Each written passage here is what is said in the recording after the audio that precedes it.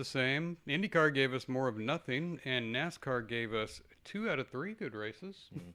All this and more next on the Pit and Paddock Racing Show. Welcome back. Welcome back to the Pit and Paddock Racing Show. Formula One returned from the dead and landed in Miami, just like New York people. But after 6 weeks off to upgrade their cars, we still got a Mercedes win, with Kimi Wonderboy Antonelli taking his third, followed by both McLarens. Yeah, Mercedes barely had any upgrades, and they still run the race there. Yeah, That's that doesn't bode well for the rest of the season. no. How can George Russell be that far off of Kimi? Yeah, he's just like 3 cars behind. Yeah, what happened? Struggling the whole race. Is that just how important qualifying is? I mean, he complained that, I don't like this because it's a slippery track and I don't do well on slippery tracks. We'll do better. It kind of feels like Mercedes hired the Red Bull engineering team. We're going to upgrade for one guy and the other guy just has to figure it out. We'll give it to him. Yeah. Poor George, who waited for I his know. chance. He was looking really happy those first couple races. He thought he had it. Yeah. Not this time. Wonder Boy. Moving on to the race. Shout out to the Air Force for their Miami Grand Prix B-2 bomber flyover. It's nice to remind the Euros of why they still exist sometimes. You know, having Europe as an ally is kind of like having a vacation home. Like, it's a nice place to go, but it sucks up all your extra money and just ends up being a lot of work. That's Europe. That sounds about right. Well, Kimi wasted another pole position with another horrendous start, but Leclerc used the normal Ferrari start, jumping from, a P3 to P1 right off the bat? It's the only thing making those race starts interesting is Ferrari. If Ferrari loses that start advantage, then these races are going to go downhill pretty quick. I saw Max tried to max Leclerc. You know, his give me the position or we're both going to crash philosophy. It did not work. Max instead did a quick 360 and dropped to 7th place. So I guess you're not maxing Leclerc. That could have been a lot worse than that lucky 360. I think both 1 and 2 cars, Kimi and Verstappen, blew through the first turn. Oh, yeah. And Leclerc just avoided him and zipped on to first place. Excuse me. Kimi and Chuck spent some time having some racing laps, even though it's all energy management. Lando moves up to P2 and then gives us some more racing laps, even though that was also all energy management. It feels pretty fabricated. Yeah, they're like, you can get up there, and it's them going back and forth for like 3 laps using battery strategy. By lap 5, Norris was up to P2, and Leclerc was back to P3. So there's your Ferrari start and drop-off. You know, I think we need some sort of electric power graphic so we can understand what's happening. Like, why did this guy fall back? Why did this guy jump up? And see where they're charging. Yeah, they don't really have, like, percentage used or battery stored up. You can't see it anywhere. You're just thinking that they're racing normally. Maybe that's what they want you to think. Didn't Apple say they were going to do all this cool stuff with the new F1 broadcast? Oh, yeah. Is that available somewhere? Am I missing it? I don't know. Do you have to pay extra? That's an extra $1,000 a race if you want to see anything interesting. Lap 6, Haji crashed, and he got a bit cranky about it, too, in the cockpit there. That was interesting. Right after that, Gasly went for a flip, and the full safety car was deployed. Was Gasly upside down? No. He was right side up, wasn't he? But he did flip all the way over. Surprisingly easily. Yeah, it just like touched and went whoop. Yeah, this is why IndyCar put all those fenders on it, and we don't get good IndyCar racing anymore. Although Haji's weekend didn't just go from bad to worse. It went from bad to Kamala Harris presidential campaign worse. That's pretty bad. He did. He had a hard time in sprint qualifying and sprint race. Oh, and then he got DQ'd in qualifying, and then he crashed a car all by himself. Haji's learning what it's like to drive in the second cursed Red Bull car. Yeah, how long will it be before Haji's a consistent 8 to 10 positions behind Max? I don't know. And then it's just going to be endless talk of replacing him. Is that how the cycle works for Red Bull? He lasted more than 3 races. Oh, that's a positive. Yeah. Verstappen then came in for hards, even though no one else pitted because it's lap 6. Why did he take this dumpster dive of a pit stop? Did the maybe he got the radios crossed up with Ferrari's bad strategy? Something like that. I mean, it didn't work. He wasn't that far back. Why would he? I don't know. Oh, what did he drop back to 7th or something? That was. Yeah. I mean, you're not going to win, but you could still make it back up. He almost did, anyways. Yeah, I would have think that he could at least make it up to 4th or 5th because it's Max and he'll just dive bomb everybody. I hope you break or we both crash. Yeah. Lap 14, a little more Leclerc and Kimi for P2 in a energy management battle, while Norris sails away. It gives TV something to talk about, I guess. I'm pretty sure that F1 just figured out a formula where they could manufacture some racing that you wouldn't normally get. It seems, yeah, because the cars will battle more for like 2 laps, but then eventually it sorts itself out and the other one drives away. Whereas previously it would just be a quick pass and the race goes on. I think I'm with Max. It's a little more interesting, but it doesn't feel like racing. It feels like Mario Kart. Yeah, just where the game decides how fast you're going at certain times. Yeah. But by lap 20, Russell pits from P6, and Ferrari decides to cover from P3. What? What? Just, traditional Ferrari strategy. They did not get any better on strategy. And then apparently Leclerc used an Andretti pit crew because they had a slow stop and he lost more time. Oh, and then Hammy also had a slow stop, so good job, Ferrari. Both of them. Yeah. At least they're being fair, like, papaya rules. Oh, yeah, those Crimson rules. Maranello rules. Yeah. You both get terrible stops. Lap 22, the leaders pit. That gives Kimi the lead. Norris comes out P2, and Leclerc is 14 seconds off the lead now. Great strategy, Ferrari. Hammy's still in P7, so. 3rd place to 14 seconds off the pace. That's right. Bad.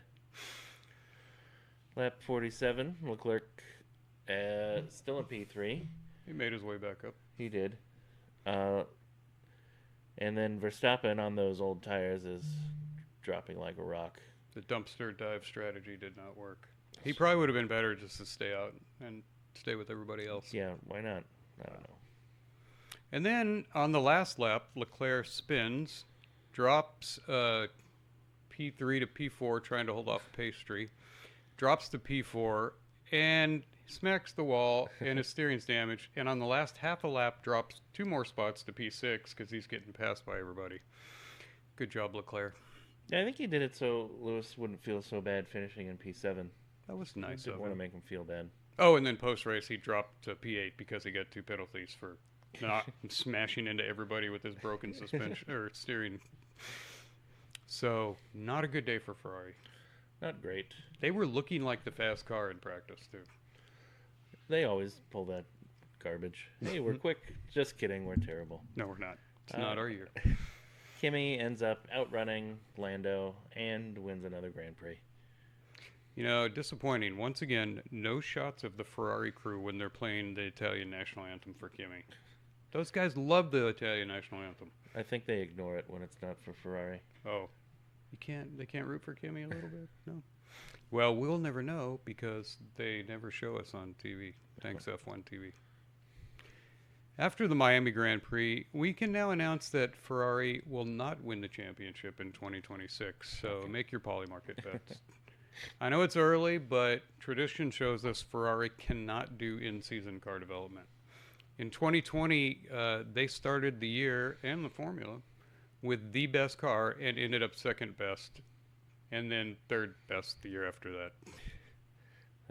That sounds about right. Yeah. I think it was this time last year that Ferrari stopped developing the 2025 car and then put all the effort into this season's car.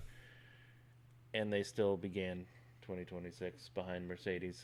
All that extra work. Yeah, we put a full season into it. Ferrari brought a big ship pile of upgrades to Miami and they fell from second best car to third best car behind McLaren. Maybe fourth best. We don't know. So, sorry to the Tifosi. This is not your year either. Start looking forward to 2031 and those V8 engines. And yeah, Suleiman promised we would have V8 engines in 2031. Well, he wants to get reelected as head of the FIA. Move it to 2028. Yeah, make it sooner. So we're officially renaming Ferrari from Scuderia to the Maranello Sadness Machine.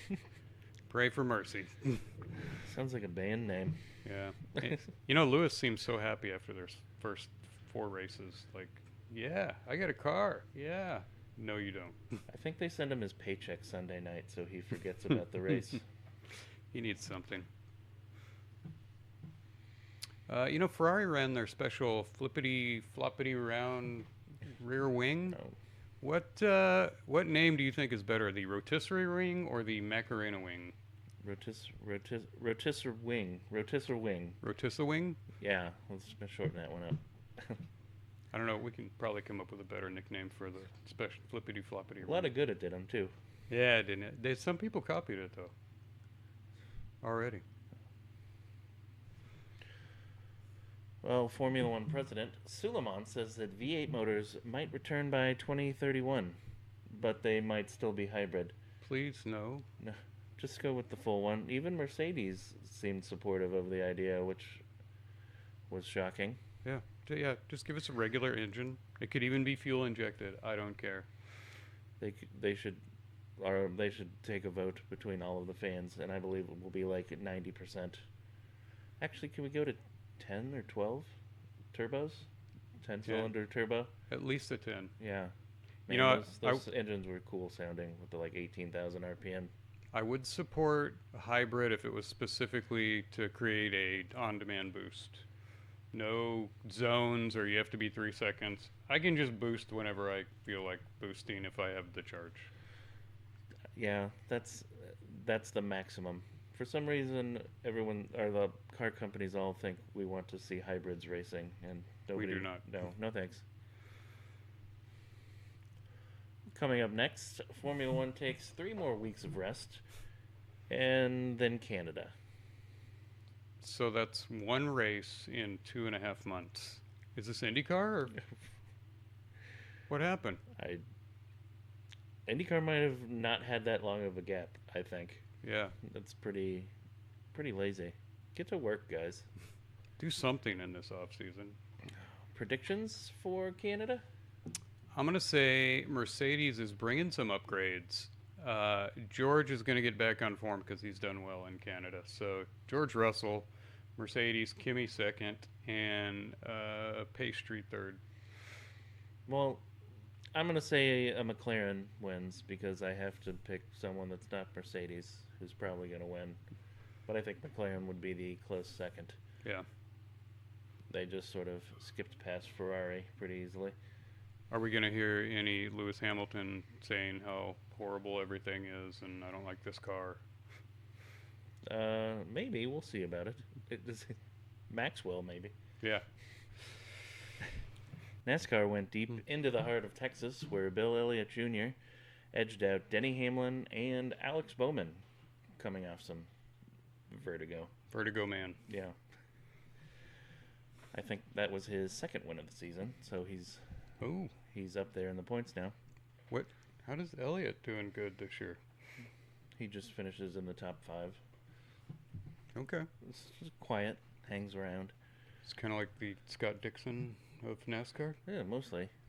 He's always just kind of there. Carson Horscigar started on the pole for the race. Yeah, what's a Horscigar, Suarez, and Recchi Spinhouse all doing up front? I turned the race on. I'm like, wait, what? It's only lap 2? How's this happening? They hung around up there a little bit for a while. Maybe not Recchi. But that was a good qualifying one. By lap 22, Hammy had moved up to the front. As Shocking. expected. That happens for quite a while, until lap 69 when Bell and Hamlin are battling for the lead. Gilligan spins out right in front of the leader. Bell hits him, Mm. and he's out of the race. Man, that's just some bad luck. That's why I switched to cold custard this year from Gilligan. I needed a new favorite driver that will never win. That's a good pick, it seems like. Yeah. He got smashed later on, didn't he, by somebody? Oh, yeah. That was Logano in the pits. 5 cars ended up staying out under the yellow. Blaney stalls the car in the pits, loses 11 spots. It's not the pit crew's fault this time, though, so that's Just something. Blaney? Yeah, just Blaney's fault on that one. That mustache is not helping. Has he done anything good since he got the mustache? Maybe some... Something always happens. Yeah. Is it an unlucky mustache? It could be. I'm going to blame it on the mustache. Superstar driver Eric Jones ends up winning stage 1 by staying out on old tires. Yeah, what happened to Jones on the restart? He finishes P1, and then when they restart, he's nowhere to be found. He got a good finish. I think he had to finally pit, and it did not have a great pit stop. Oh, like an Andretti pit stop? Yeah. Seems like those backmarker teams don't hold up well from the front. It's a lot of pressure for those pit stops. Lap 93, Byron spins out and brings out the yellow. This round of pit stops was a bit of a mess. We've got Briscoe hitting Larson. Joey Slogano rams full throttle into cold custard, just sitting on pit road. He knocks himself out of the race with that brilliant maneuver. Connor Zilic misses his stall completely, has to go back around. Just a disaster. Didn't Briscoe have pit problems last week, too? Didn't he, smack his tire? Yeah, yeah. It's in his tire, and then he backed up and then almost hit the gun guy, and then he... What's going on down there? Yeah, he's not doing good with the pits. That gives Corey Heim the lead, who did not pit. Back marker. He's only making a few starts this year. He drives for the 2311 team. Is he extra guy? Yeah, he's the 4th car. If we can find a sponsor this week, car? Pretty much. At this point I'm wondering, is side drafting a real thing? Or is it just something that announcers made up so they'd have something to talk about? I think it's fake in the Cup Series. It actually works in the Busch Series and the older style cars, but these cars, I don't really think it affects them that much. But they like talking about it because it's something to talk about. They need something to talk about. Lap 103, Ryan Preece sends little tie spinning after announcing that he's going to do it on the radio before he gets back to him. Oh. Vengeance? And SVG was behind him, and he just was like, "Holy crap, I just committed murder." That looked pretty cool, though. Yeah. Corey Heim finally pits, giving Chase Elliott the lead. I couldn't believe he'd stay out front that long on old tires. I think he was just hoping for a caution. Mm. Could have helped. Could have worked out. He's not running for points or anything. Superstar driver Kyle Larson ends up spinning at lap 160, smashes the car to bits. He is not having a great season so far. If it's not a 1.5 mile track. It seems like every track something happens. Oh, yeah, well, we're not going to be able to call him Lars the Lucky much longer. No.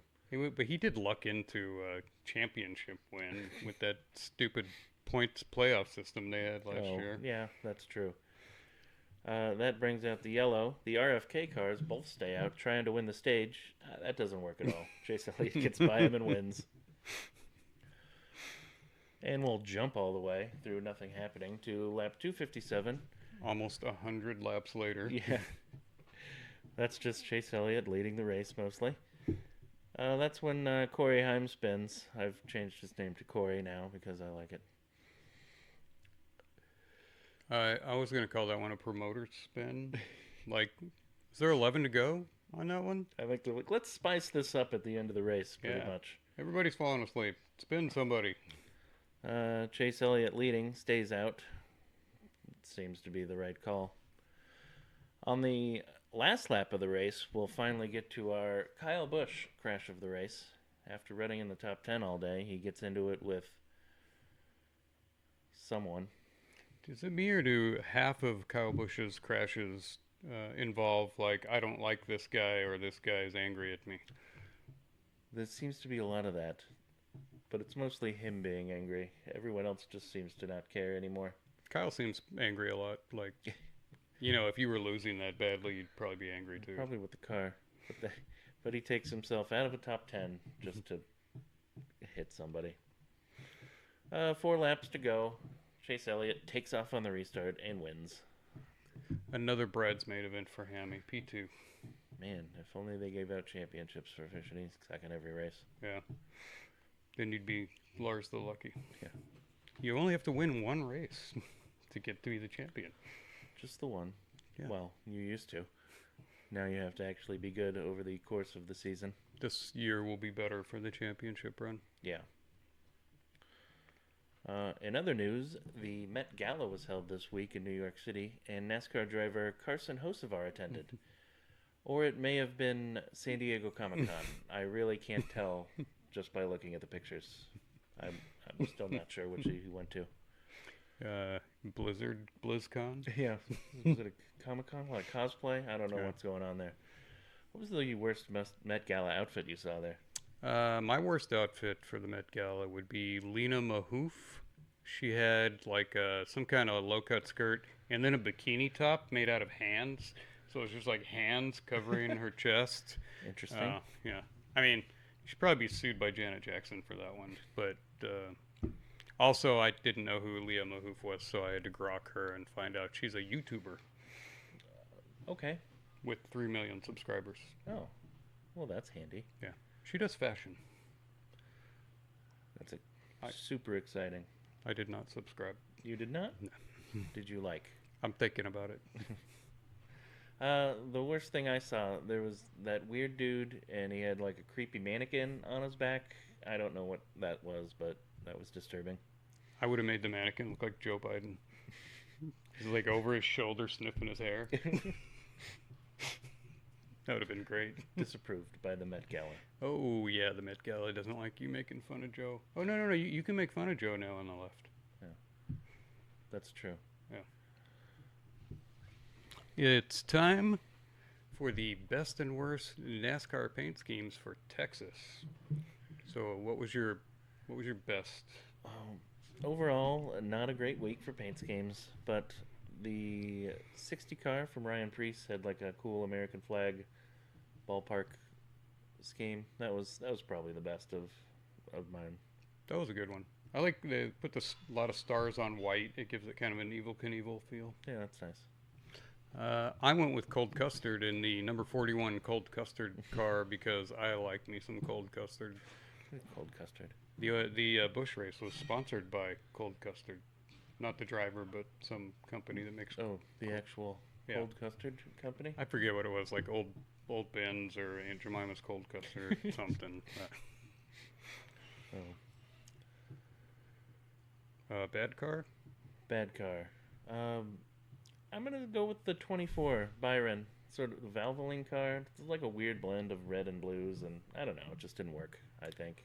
Is that the one that had like an old Mack truck exhaust painted on the side? It had. I know it had that diamond steel cut on the looking on the bottom of it. It was not great. My bad car would be Ware in the 51 car because he painted it to look like a German flag. I saw that. That was an interesting choice. Like modern German flag, not the 1938 German flag. What's the difference? Never mind. Colors, shape, stuff like that. But yeah, why would you go with the German flag? Don't you know Germany's not on our good list this week? No. It's been a while. My honorable mention, Bubba Wallace in the Chumba Casino car. Congratulations on not having the worst paint scheme of the week. Chumba Casino. Good work. Did they have like a dragon's eye or something on that one? That's what it looked like. Some sort of dragon or... much better. Much improved. I thought maybe it was Ty Gibbs because, they do the beast thing. Oh. I couldn't tell. Noteworthy, McDowell in the 71 Moto car for trying to look like a U.S. flag but failing spectacularly. Wow, that was ugly. That didn't work well. Also, Cram. I don't know his first name, but his last name is Cram. in the number 35 Bush Race car for having no sponsor, just black car. I'm like, dude, throw something up. Like, I would pick a likely sponsor and then try to get some money from them afterwards. Just anything. Or go with the zero car strategy of just doing some cool thing. Yeah, just throw something funny up there. Picture of your grandma. I don't care. Yeah, Grandma. Thanks, Grandma. This is for you. Yeah. Coming up next for NASCAR, for some reason they think early May is a great time to visit upstate New York. So we're going to head to Watkins Glen for that. Predictions that don't include SVG. Okay, if I can't pick SVG, I will say Lars the Lucky Larson. I'm going to go with Lucky Lord Byron. They finally can get it together and get a win. Wait, doesn't he do kind of well at road courses? Yeah, he's won there. Yeah, okay. But SVG's in the race, so I don't know. It's the reason he's got that car. Yeah.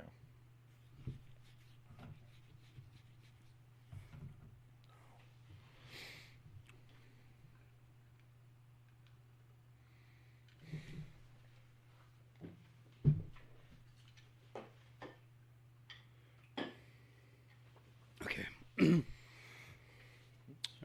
Just a little bit. Okay. Our pit and paddock info of the week is it was May Day last week. But it was mostly celebrated in China, where it's also Workers' Day.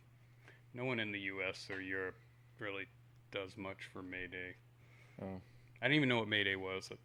It's something to do with bringing flowers in and decorating your house or something like that. That sounds nice. Yeah. I think more people in the West celebrate May the 4th than May Day. Even President Trump put out a May the 4th be with you meme. I feel like the only people that celebrate May Day here either get paid by the government or don't work. Yes. It's not even a federal holiday. Communist holidays. It is actually a communist holiday now. In IndyCar news, Fox announced they will have 60 hours of Indy coverage this month. So, wow. I looked at the schedule, and it looks like an awful lot of practice time. Are they doing the full... I know they get, like, the week before they do that full, like, 6 hours a day of practice on, like, 5 days. So they're going to air that, all of that on television? I don't know what they're thinking. I mean, I don't mind have something to throw up on the screen while I'm working. That's fine with me. I have 60 hours. The practice time for the Indy 500 is more than all the other races put together practice time. Yeah. What do they get, like an hour, maybe 2 hours of practice before a race? Mm-hmm. That's still better than NASCAR, who goes like, here's 20 minutes, now qualify. Yeah, figure it out. I like having a lot of practice. That's a lot of practice, though. Yeah, I don't mind practice for like Friday practice for F1 because that's when you get the announcers to give you all the dirt and info that's going on. Yeah, you learn a little bit. Yeah, it helps if you have a racing podcast. IndyCar announced that instead of fixing the push-to-pass, they will allow it to be used anytime. So now the entire field can feel what it's like to drive a Penske car. That's nice. That sounds fair. Yeah. Really? They're just pushed to pass whenever now? They're like, we broke it. Can you fix it? No? Okay, well, just whenever you want to use it, it's fine. Okay. Just boosted to thumb down the entire race, basically? Let's go the whole race. I think they still have a time limit on how long they can use it, but... Oh, you can use it whenever? Yeah. Whenever, wherever. Can I use it in the pits? Probably not. Anytime you want. It's like voting in California. Oh, yeah. We got to call out rest in peace to Alex Zanardi, who died at the age of 59 this week. Right, Alex, great racer, ran the Target car back when the Target car looked cool. Those were the best kart years with him and Vassar driving those Target cars. Those were my favorite seasons. That was like peak IndyCar. Yeah. The golden years.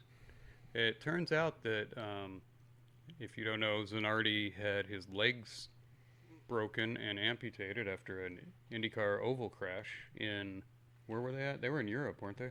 There was England? Yeah, they were in England. He came out of the pits, got loose, and got perpendicular in front of a full-speed car and lost his legs. But came back, raced, did Paralympics, all kinds of stuff. Yeah, that was quite the comeback. Yeah. So I didn't know what he had died from because nobody was saying, and I finally did some research and found out 6 years ago he was in a pretty bad car accident. Oh. Lost control of his vehicle, hit another truck head on, spent a lot of time in intensive care, and just kind of disappeared off the map. Like the family just wasn't really telling anybody what was going on, kind of like Michael Schumacher. Oh. And then eventually, 6 years later, died from the complications from that crash. Oh, that's rough. So, sad day. Alex did a great job. Doesn't he? He's got a pass named after him. It's Laguna. Is that the corkscrew pass that I see on replay every time? Oh, every single time, and even on off weekends when we're not at Laguna Seca, they show it. They should rename the corkscrew after. It should be the Zanardi corkscrew because that's the most famous thing that's ever happened there. That might actually happen. We'll start a GoFundMe, or what do you call it? The ones where you're not trying to raise money, you're just trying to get people to vote. Petition? Yeah. There's like an online petition thing somewhere. That sounds right. Maybe they'll do it anyways. Coming up next for IndyCar, the Indy GP is in one more week. Ooh. Can someone not named Pablo win? I'm going to go with Captain Kirkwood.